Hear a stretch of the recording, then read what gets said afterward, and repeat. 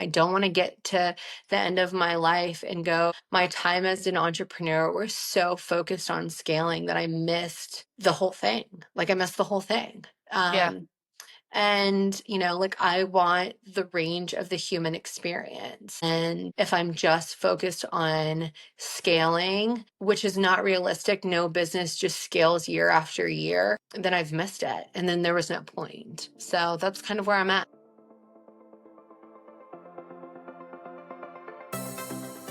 Welcome to Anchor Change, where we help you panic responsibly in a chaotic world. I'm Katie Harbath. I've navigated impossible trade-offs in tech, politics, and my personal life for decades. I know that can be lonely. As a Midwesterner who spent 20 years in Silicon Valley and DC, it's taken me a while to figure it out. I still am. One thing that helps me is hearing the stories of other people forging their own paths. Because in a world of complexity, you don't have to navigate it alone. Welcome to Anchor Change.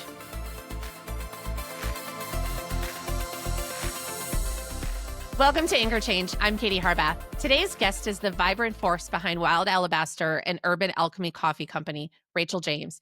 She started her crystal business during a personal and global crisis, sold out in 2 minutes, and went on to build a multi-million-dollar brand grounded in beauty, intention, and therapeutic retail. In this episode, Rachael shares how she scaled her business fast and then had the courage to scale it back down to protect her energy, her family, and her joy. We talk about the power of branding, what crystals really do, and how to build a business that reflects your own kind of magic, even if it breaks every conventional rule. If you've ever felt like the traditional paths don't fit, this episode is your permission slip to create your own. I hope you enjoy. Rachael, welcome to Anchor Change. Thank you so much. I'm so happy and excited to be here for this conversation. I'm so excited to have you because I love your story and I'm so excited to hear more about it. And I want to just dive right in. 5 years ago, you started Wild Alabaster in the middle of global chaos. You sold out in 2 minutes. Tell us a bit about what you were doing and what you think people were saying yes to in that moment when you sold out so quickly with all your crystals. Well, the story, so that's like I built a website. That's the very beginning. Well, it's part of the very beginning of the story. So in January of 2020, at kind of end of January of 2020, I had a group of girlfriends and they're in network marketing, and it was a brand that I was a part of as well. And we were throwing this like wellness event, kind of like pick up from the holidays, whatever. And my girlfriend Annie called me and she was like, hey, why don't you come? Like, since you're coming anyways, why don't you come and sell crystals? Because it was in Philly and the crystal shop there, she was like, it's like so expensive. And I don't like supporting them because they're expensive and elitist and whatever. And I was like, but Annie, like, I don't sell crystals. And she was like, well, for the weekend, you do. And so I loaded up my car, drove. And the beginning part of that is I was at the tail end beginnings of separating, but it took me a couple of years. And for the first time ever, found my family in a position where money was tight. So I basically took out a credit card that I had never done before and bought crystals, drove to Philly. This is like, it was like a crisis moment in my life. And I just needed to like be loved on by my girlfriends, pretended to be a crystal dealer for the weekend. And in about 8 hours, profited $10,000 and drove back home. And I love a car ride. I love a road trip. They're the best. I mean, my brain is like my ADHD brain just like drops into gear and like downloads all of the things. And so on the way back, I was like, are we allowed to cuss on this podcast? Yeah.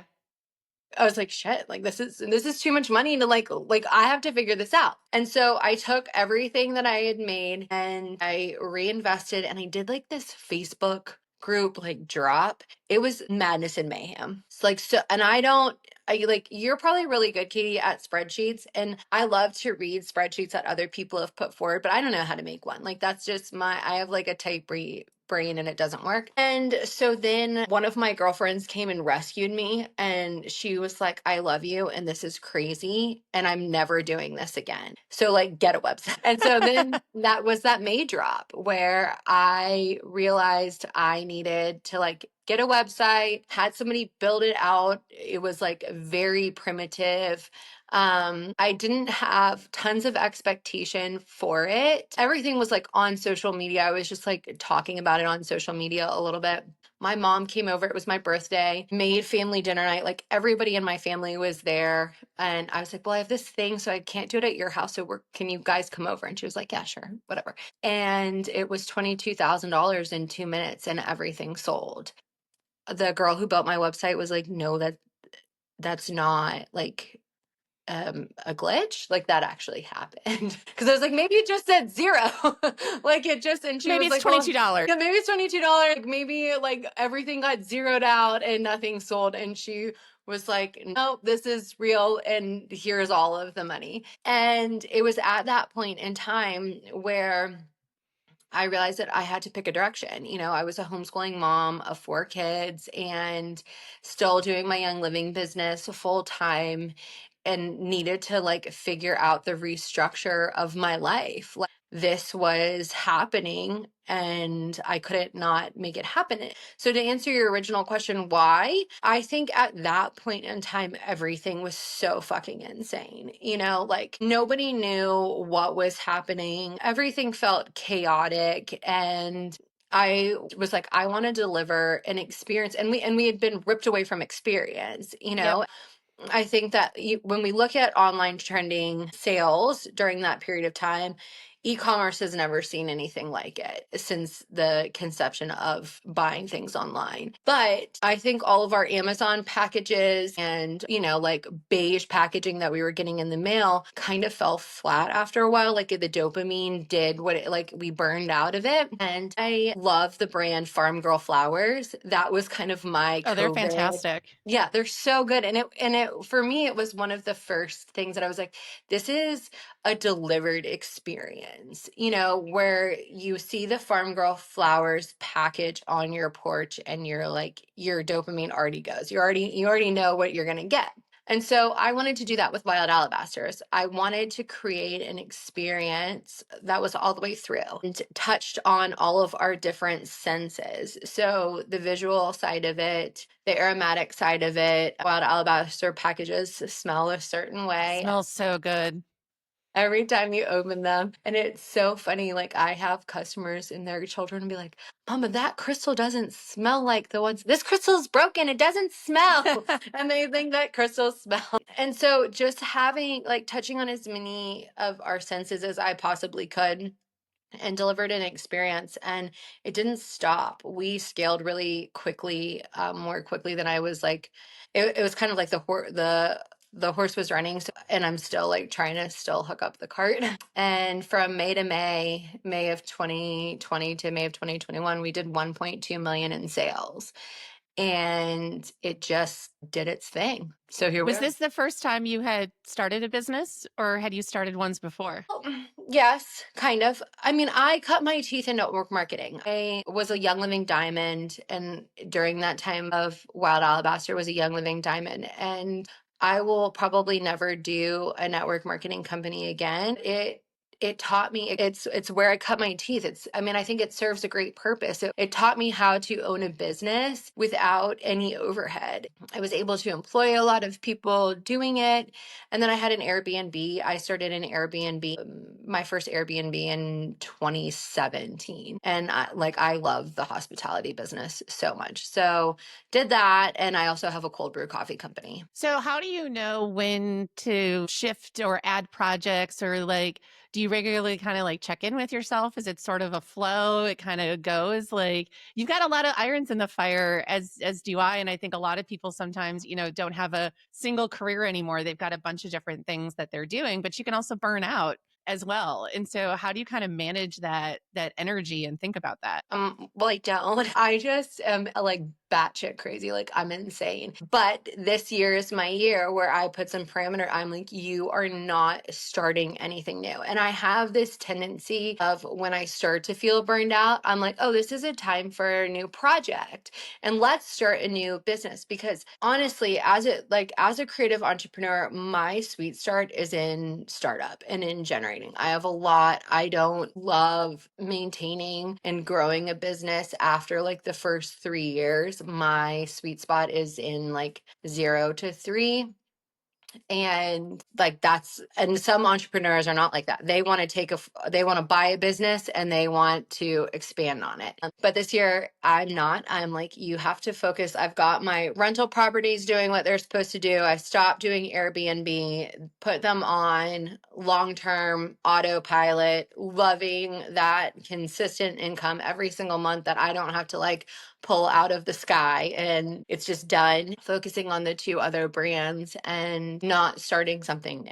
Now, one of your brands, because the coffee company, you do stuff like pop-ups and stuff, but Wild Alabaster has no storefront. And so how it sounds like some of that just kind of flowed, partially because of COVID and stuff like that. But how do you make those decisions? Because I'm sure there's a lot of people who are like, Rachel, why don't you have a store that I can go to in Charleston to see all these So we had a store and a warehouse up until June 1st of last year.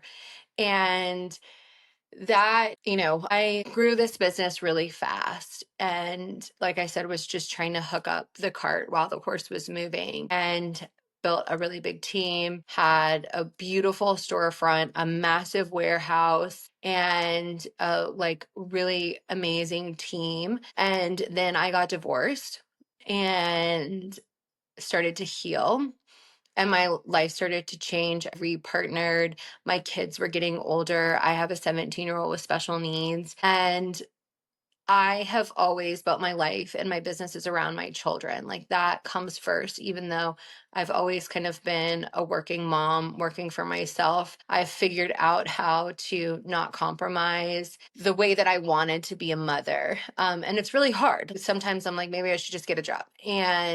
But I have to be flexible. I don't know how working mothers do it, especially when like school is randomly canceled because of weather or whatever.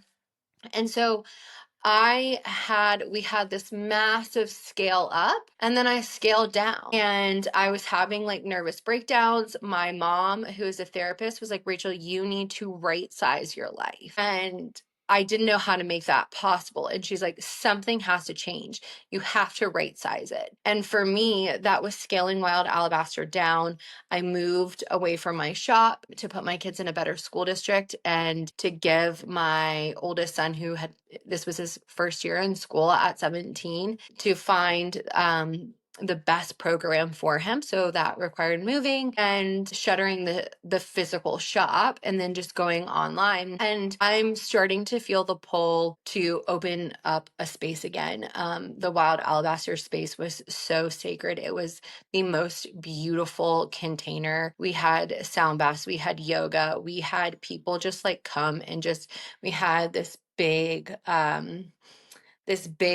box that people filled with amethyst, and we called it the grounding station, and people would just like go and have like whatever experience they were having. Like it was very much like, you don't check your humanity at the door, like you just come in as you are, and we can hold space for that, and so can the crystals. And lately I've been feeling the call to go back to it now that my life has right sized and I've breathed. And I think that that's like something that we're not told as business owners, is we actually get to pick. Like our business gets to look exactly how we want it to look. And for this past year, it's looked like this, of me working in the margins of the rest of my life, and then some days the rest of my life working in the margins of my business, depending on where I needed to go at what time. So then I started, 2 years ago, we started the cold brew coffee company. And so that's also, fluid and flexible and all the things. I'm wondering, I think about this a lot for me because my relationship with money and the need to feel productive. And I know that I have this unhealthy relationship where I think my value is attached to my productivity. Now, I love to be productive. I love to stay busy. I love to do a lot of different stuff, but there's also projects and things like my book and all of that I have that I know is going to like sustain me in the long run, but I need to Mhm. take time now when I'm not getting a paycheck for it or something for that to do it. But it feels like an indulgence. It feels like something because I'm like, wait, I'm not getting money. You should be getting paid Right. for this. Rewiring that in my brain is a journey. It is Mhm. really hard to kind of do that. But I'm also happier than I've ever been by being able to kind of right size things and think Yep. about that. And so I'm just curious how, I think for people listening, they might be like, oh, great, that sounds so easy, but it's not. Like, how can you kind of walk us through a little bit more of the journey, like how you kind of thought through and listened to your body or what you actually needed to right size your life? Yes. And I don't know how this happened, but I think maybe because I just believe in magic and mystical, like I'm a Taurus, I'm an earth sign, so I'm like pretty grounded and like pretty mellow. But also, I know that money is quantum, like it's not real, and everybody has access to it. And my human design is a manifester, and there's like this sweet spot with like Taurus and manifestors where like I can just make money happen. And I feel like you're the same way too. Like you spend a lot of time manifesting. I do get in that same headspace that you get in where you're like, this is a hobby. Like, and writing your book is not a hobby, but there it's that retraining of the constantly you have to ask yourself, like Brene Brown says, like if you're in a shame spiral and maybe yours isn't a full shame spiral and sometimes mine isn't a full shame spiral, but I'm kind of like hovering the surface before I get sucked in and pulled down, is to ask yourself, is this true?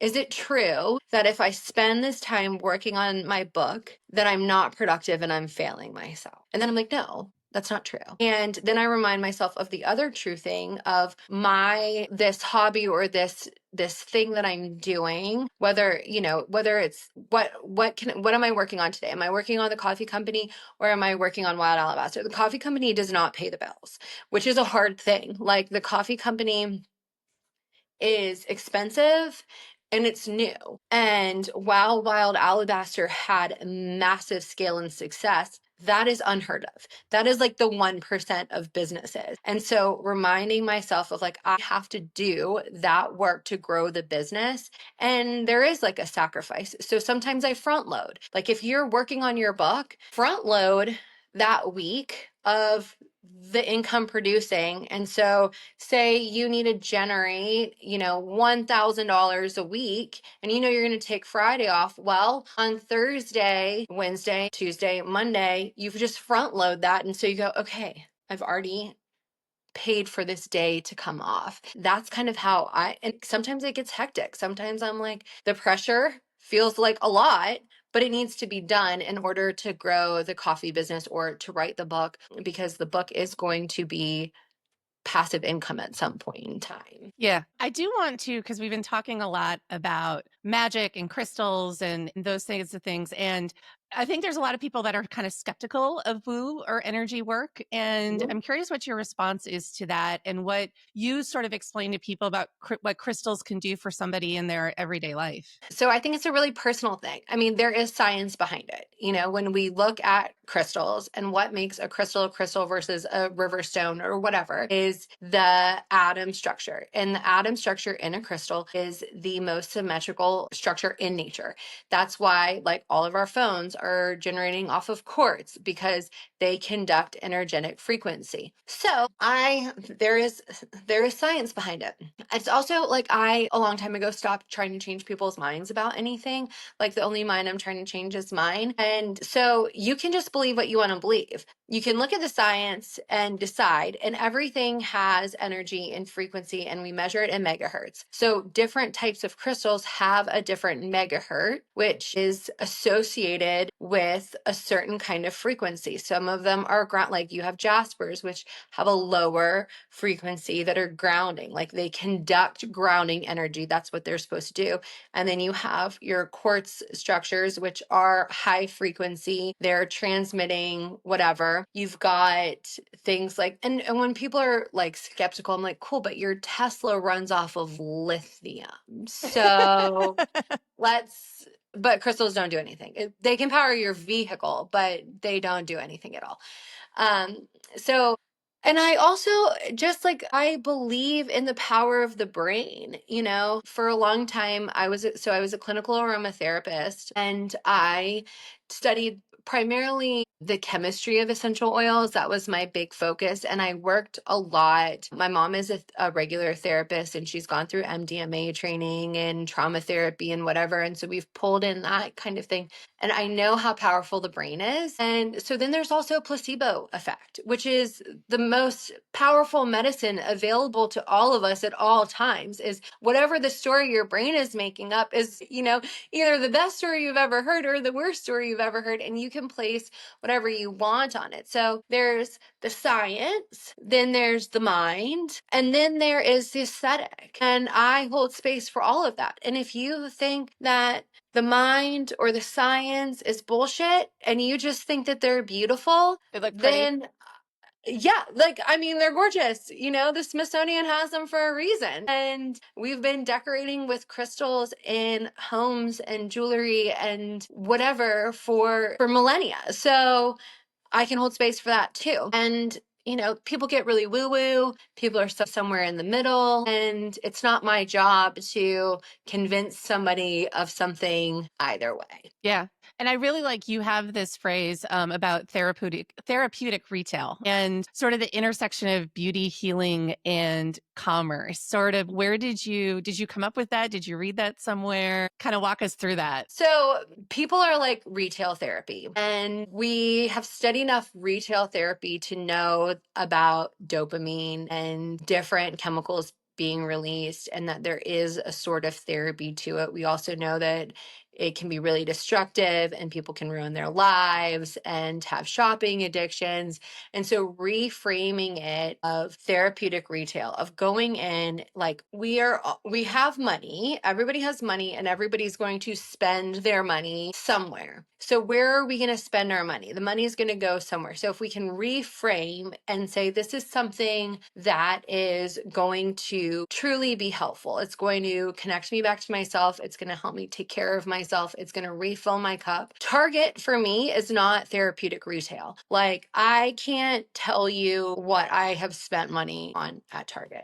I mean, really and truly, like to the point where I'm like, this is just a waste of money and I don't really even go in there anymore. And I use it for things like laundry soap or toothpaste if I'm in a bind. But I typically try to do that like on Thrive Market because I just feel so ick going into Target where I'm like, I had a moment recently where I looked around in Target and I was like, all of this is going to end up in a landfill either close to immediately or within the next like 5 years. Every single thing in that store, whether it's the shorts that I was buying for my son or the toothpaste container. It's everything in that store is designed to end up in a landfill. And that made me feel kind of yuck. So with therapeutic retail, it's like, how are we doing this in a healthy, healing way? Instead of having this kind of disillusion that we're not going to be spending money, like let's just own it. Like we're going to spend money. Like it feels good. It's there to spend whatever we remake it. And having it tie into the quantum and having therapeutic retail being something that's meaningful and going to create space for growth or something a little bit healthier than like retail therapy. Yeah, I've found myself just trying to be more intentional when I'm shopping now in the same way. Or even I was in Vegas and I was like, I spent maybe $100 on the slot machine. And then I was like, I could either just burn this money or I can buy a crystal with this money or I can buy like other stuff that's going to last me longer. And it's like just more of that. And so I was like, I'm going to go read versus like sit here and just throw more money in it because that's what my friend is doing, Yeah. And we all know that like Vegas wins. Like Yes, Vegas is the winner. exactly. So I want to go back to the design and sort of the branding and stuff, because something I've been talking a lot on this podcast with everybody is, and telling people is the importance of not only having a personal brand, but really thinking about and being very thoughtful about that experience you mentioned and not only all of the senses, but sort of how you show up to the world. And you've created and curated a fantastic, very specific visual and like emotional vibe with Wild Alabaster. And you talked a bit about putting that together, but I'm wondering if you can go a bit more into the details of like the logo and sort of the packaging and all of that. And putting that all together and sort of the trial and error maybe that happened too in figuring out what worked. So branding is really important to me. Like I'm a millennial, we're branding bitches. Yep. We truly are. We buy everything based on packaging and branding.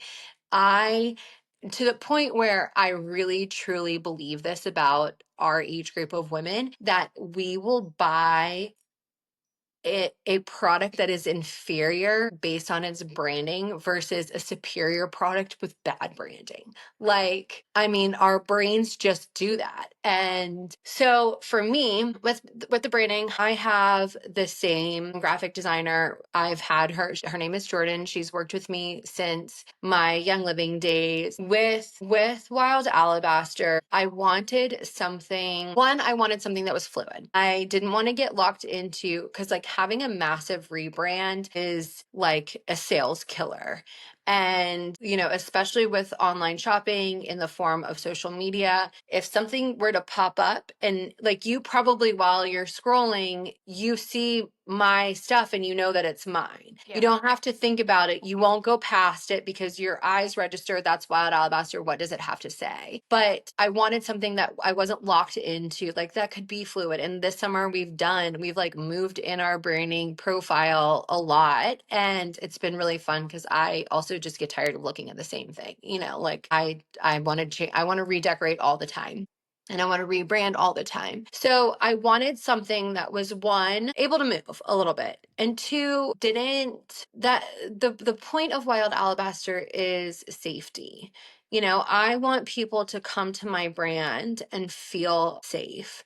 Um, I did not have that experience in the crystal world, and I am a second generation home birther and like true like hippie mama. And the last crystal store that I walked into that was not my own, I picked up a crystal and the woman smacked my hand and like left a red mark. And I was just like, I can't, like I had never had a good experience in a crystal store, which is why I started shopping wholesale and I figured out how to like do that. And it took me, because getting into the crystal wholesale costs a lot of money. They're like, it's not like $20 and you're in. It's like $2,000, or some have higher minimums than them. And I never felt safe in a crystal store. I always felt like I was wrong, that I wasn't enough of something, or it's too much of this other thing. And so in our branding, I wanted it to be something that everybody felt welcome to be a part of, and that was aesthetically pleasing and didn't take away from the crystal. So there was like a lot of moving parts to it.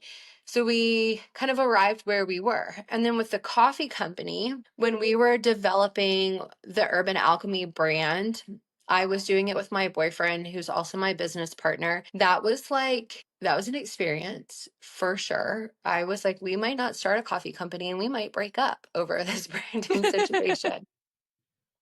Just because he's so particular and like, but I wanted something that looked different. And when we were in the cold brew coffee section, coffee branding bores the shit out of me. It's either it like falls completely flat and is like boring hipster like snooze, or like weird like our dads were the graphic designer and I'm like what is this like banjo, like what, scribbled like what is this? But then you turn around and you see the kombucha and the beer and the wine, and like the beer section these days looks like an art gallery. It's Yeah. so like, I mean, I don't drink beer, but I love brewery branding, and I love each can like has a different story and whatever. And so with Urban Alchemy, we wanted to play into the beer space. We wanted people to see our coffee next to the other coffee cans and pick it up and go, what is this? Because we like shopping statistics show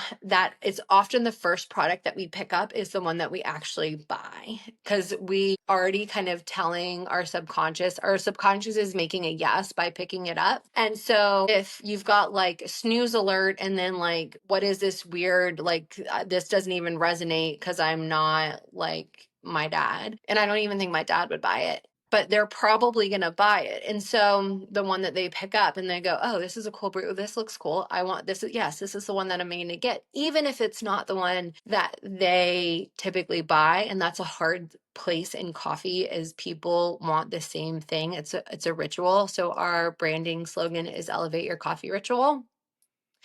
And we see a lot of music, and my boyfriend Andrew loves poster art, rock posters and whatever. And so we found a couple of poster artists that he really loves, and we used that to kind of guide our branding, and it works. Like, it works because people are like, what is this? And we're like, it's cold brew coffee. And then we're like, I don't want a coffee till now. Well, and I And like to, even with your pop-up I've seen the pictures on social media, even in a super small space, you've curated an experience when they walk yes. up to that little trailer. Yes. Yeah, and that's the thing, is like I have disco balls. I mean, I'm just trying to touch on the things that make me happy. So like disco balls are dopamine inducing for sure, and serotonin spiking. And there's house plants, and it looks like the place where you just want to be. And so when we have the coffee trailer at the concerts, people are already in that headspace. They come in and they're like, what is this? And we're like, we're a cold brew coffee company. And we also have cold brew coffee cocktails. And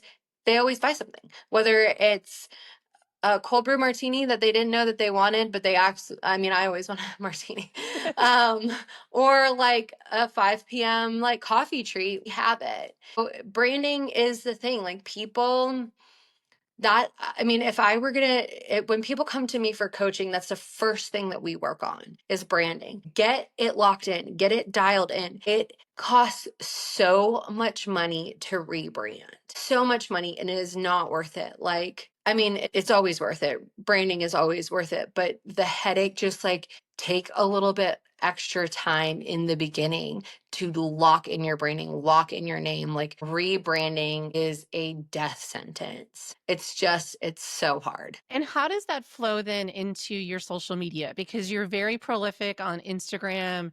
I think you just recently started doing TikTok. Maybe you've been doing TikTok for just as long as Instagram. But how do you, I mean, that takes a lot of time to do all that kind of content creation. How do you approach that? I have a team, so it's not just me doing it. Like, the stuff that you see me doing is what I'm doing.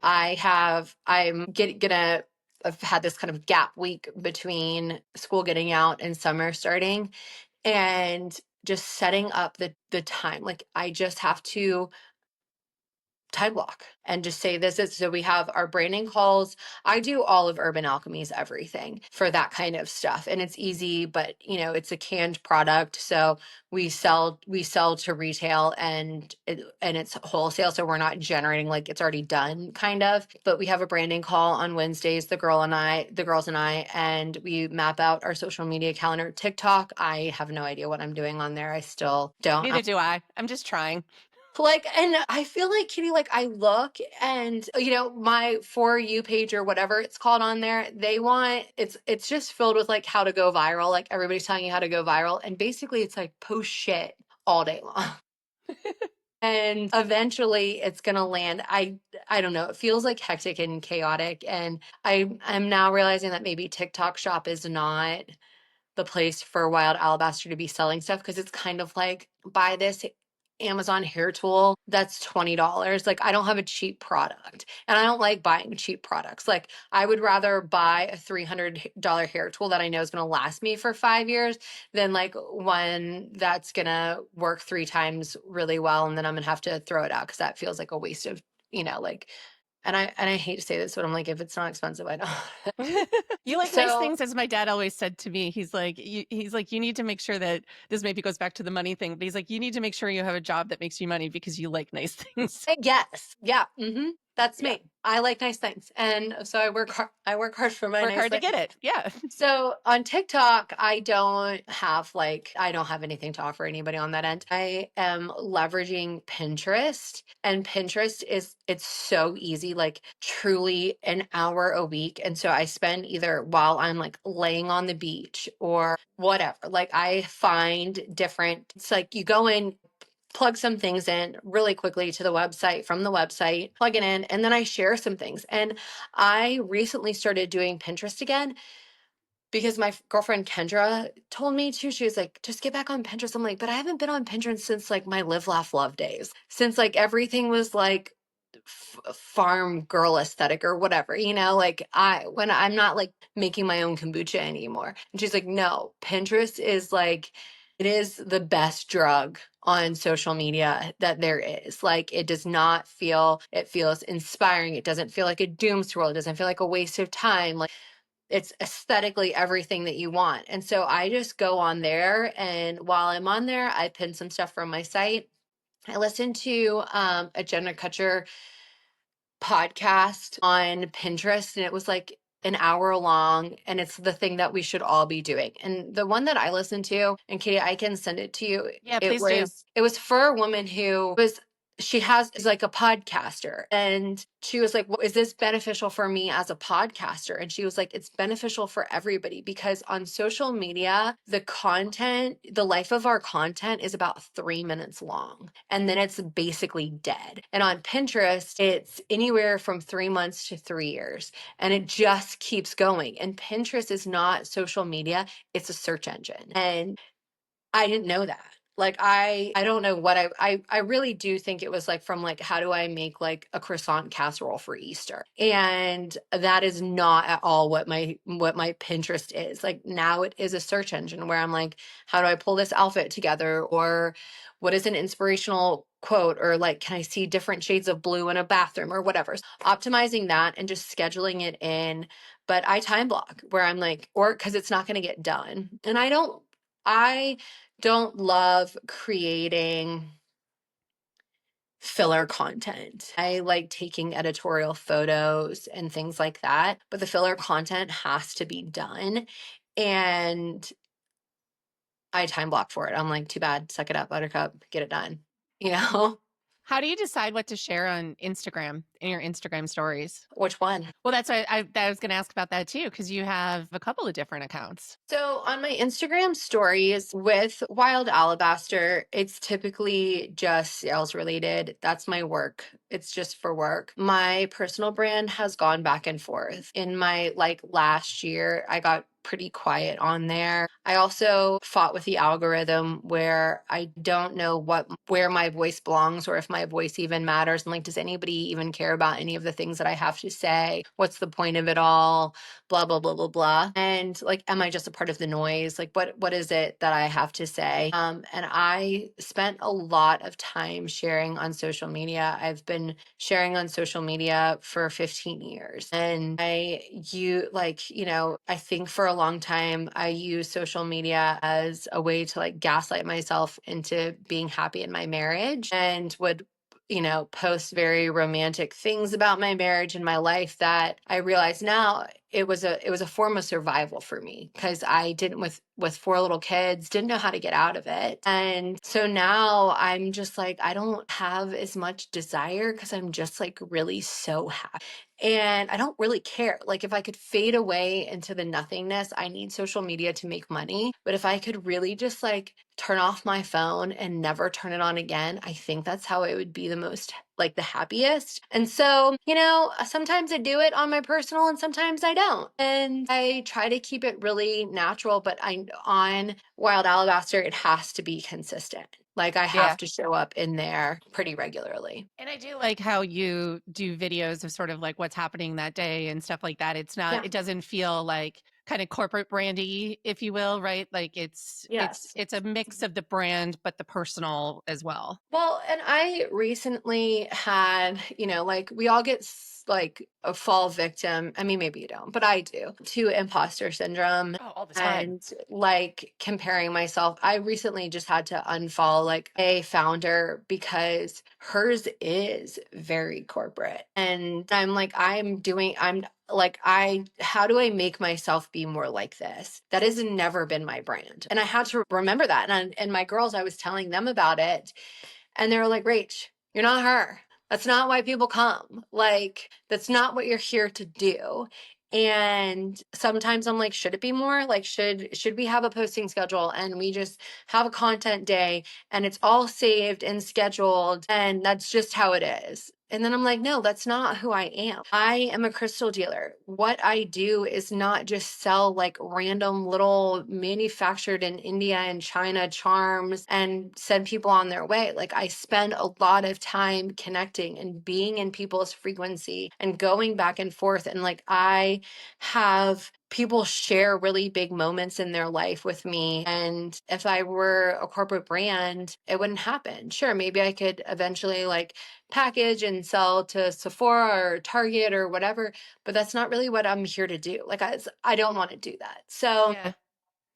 I mean, but for some people that's what it takes. And if that's what it takes, then do that thing, you know? Yeah, I like that a lot about you. Like, everybody needs to do what works for them, right? Like, there's no Right. right or wrong. We need to do what works best for us. And like, if something brings you joy, fantastic, go forth, Yes. prosper. Like, go forth and do that. Do that And thing. yeah, so what's next for Wild Alabaster? You mentioned a little bit about the poll of maybe a store again. How are you thinking about? How are you kind of thinking about the future? Well, the future is really dependent, I've decided, on the space. And I have a girlfriend who constantly is looking for retail space in Charleston. And I'm like waiting for the right space to come available. And then it will take form. In the meantime, I'm holding my own space and going, it's okay. Like, I'm in a holding pattern right now. The space is going to be the thing that presents itself. I'm not going to force the space. I'm not going to settle for the space. We're looking. I've put in a couple calls, and then they've either haven't pulled their signs down or whatever, or they want like $14,000 a month, which is just crazy because we live in Charleston and that's how it is. So I'm really waiting on the space. And in the meantime, I'm just like really content to do what I'm doing, even though like there is some anxiety, but and I miss it. Like, I miss it. Like, I'm truly an extroverted person, like deeply extroverted. If I've spent too much time just talking to Andrew and my kids, it shows. And then I like go out with other people and I feel like my tank is all the way filled and they're like, yay, Rachel's not being a bitch anymore. And I loved shopkeeping. I really did. So I'm just waiting for the space. And in the meantime, just like, I've been selling a lot of jewelry lately. I didn't really see that coming, So fantastic! but I'm wearing the Bonnie again. all of it, so good. Didn't see that coming, but that's what we're doing. So here we are. It's kind Sometimes of I'm like, fun. maybe I want to sell clothes. I don't know. Who knows? I kind of love how things it's like, I don't know. Sometimes I have this feeling I'm like, I know it's going to come. Like, Mhm. it'll appear when it's the right time for it to appear. And you kind of just need to be ready for when that moment Yes. happens, but not necessarily force it into happening. And remembering that the thing that is meant for you will show up. It's not going to. And we forget that. Like, I think that because we're so trained, like, I am a hyper manifester. I can make anything happen. That doesn't mean that it's the right thing to be happening. And so I'm like trying to be a little bit more mellow, where I'm not going to shove it into place just because I can. I really believe that the next right thing, and Katie, like, I don't know. Like, I don't know if one of the spaces that we went to look at, we were going to put in a cold brew bar that was going to be a cold brew cafe in the morning and flip into a bar at night. And then Wild Alabaster will become a very marginalized side hustle, if that's the thing that happens. I also looked at a space that could have both. Like, it would be like a little crystal shop, hybrid surf shop with a little cafe and maybe a bar at night. Like, I don't know. I have no idea. I have two viable businesses and they're sitting here. While Alabaster pays the bills, Urban Alchemy is something that could be franchise built, sold, which is very, very appealing to me as a mother with a child who is completely dependent and will be completely dependent until the day that I die. But in the meantime, I'm just like trying to be mellow. And I think that we have a little bit lost sight of that in business lately, where we get burned out because we're just trying to force all of the time. And instead of just be and go, let's just be okay for a little bit. It's not the next bit thing. It's not the next goal. Like, I have a baseline of what I need to survive, and knowing where that is and then being fluid to avoid burnout is where where I am. And some months are really juicy and I love those months. I'm like, I love a juicy month. And then other times I'm like, you know what? It's okay. This is a rest month. I'm in my juicy season right now for both of my businesses and I'm working like a crazy person, but I know that there's going to be a season of rest too. Just like being in the experience and not trying to force it, not trying to create wild goals and just constantly scale. Like that is exhausting. I don't want to get to the end of my life and go, my time as an entrepreneur was so focused on scaling that I missed the whole thing. Like I missed the whole thing. Yeah. And, like I want the range of the human experience. And if I'm just focused on scaling, which is not realistic, no business just scales year after year, then I've missed it. And then there was no point. So that's kind of where I'm at. I love it. All right. Where can people find you? Oh my goodness. WildAlabaster.com, the Wild James Clan on Instagram, Wild Alabaster on Instagram, and Wild Alabaster on TikTok, and Urban Alchemy Coffee Co. on Instagram. And what's the Pinterest? Is it Wild Alabaster as well? I think so. I'm not Okay. really sure. That's like We'll such a find it. pleasure We'll put it in thing. the show notes. Yeah. I got to go follow you on Pinterest now too. But Rachael, thank you so much for joining. This has been a fantastic conversation. Thank you. I appreciate it. It was so humbling. Oh, wait. Yeah. I want to do a code for Wild Yeah. Alabaster. Let's do Yeah, that. let's do it. What do you want it to be? What do you want it to be called? What do you want it Oh, to be that's called? We'll do 20%. And what do you want it to be called? let's do Anchor 20. Anchor 20. Perfect. There you go. All Easy right, enough. Anchor 20. And if folks want to go to wildalabaster.com, they can use that for a discount. That's fantastic. Yay. Thank you, Okay. Katie. Thanks. Bye. 3 takeaways I hope you sit with after this conversation. You don't have to scale to be endlessly successful. Rachael reminds us that growth can look like expansion or contraction, and both are valid. Crystals can be powerful, whether for grounding, beauty, or belief. What matters most is what they unlock in you. And your brand is how you make people feel. From scent to sound to softness, Rachael shows us how a brand can be an immersive healing experience. If this episode sparks something for you, make sure you're subscribed to the Anchor Change newsletter at anchorchange.substack.com. And if you want to experience Wild Alabaster for yourself, Rachael's offering Anchor Change listeners 20% off with the code Anchor20 at wildalabaster.com. Thank you so much for listening. If you enjoyed this episode, please make sure to like and subscribe, and I'll see you next time.